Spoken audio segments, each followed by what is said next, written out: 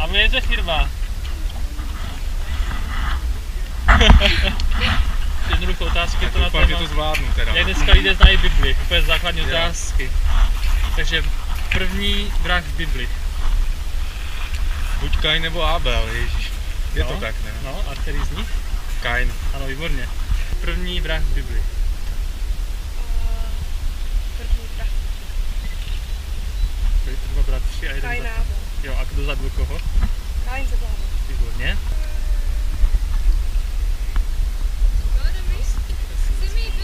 Nevadí, takže byl to Kain. Zrádce v Bibli.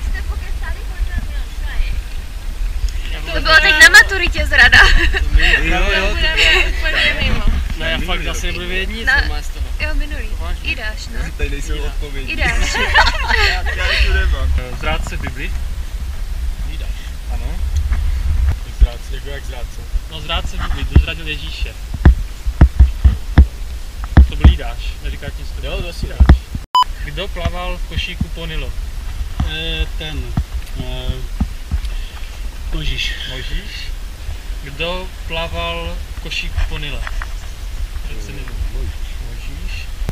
Mojžíš. Hodně. Tak, čtvrtá otázka, kolik bylo ran v Egyptě? Kolik bylo rán v Egyptě? 4. Tak trošku méně. A kolik Bůh seslal na Egypt ran? Tam byly, že 12. kobylky. Skoro. To už to místo. 10. Kolik bylo rán v Egyptě? 7. Ne, trošku víc. 9. Ještě víc? 11. Trochu méně.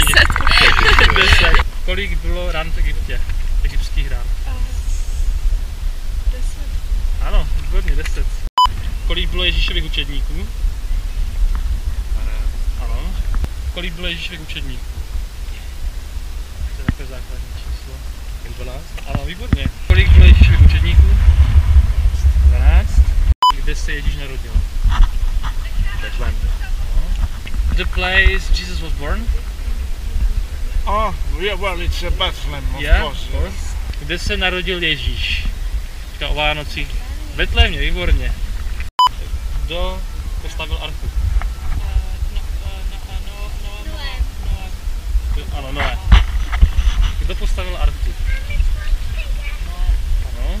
Kdo postavil archu? Noé. Na čem bylo napsáno 10 božích přikázání? Na deskách kameny, když přišli Mojžíš z hory. Ano. Na čem bylo napsáno 10 božích přikázání? Desatero.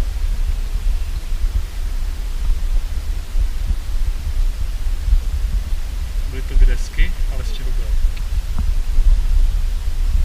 Takže z kamene. Na čem bylo napsáno 10 božích přikázání? Nebylo to na nějakým kameni?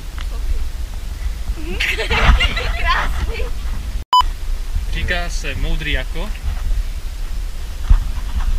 Jeden izraelský král, velice moudrý. Aha, Šalamoun. Výborně.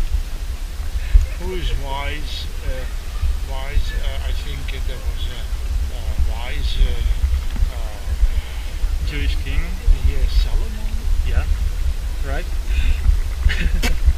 Pak se říká moudrý jako. Jeden moudrý král.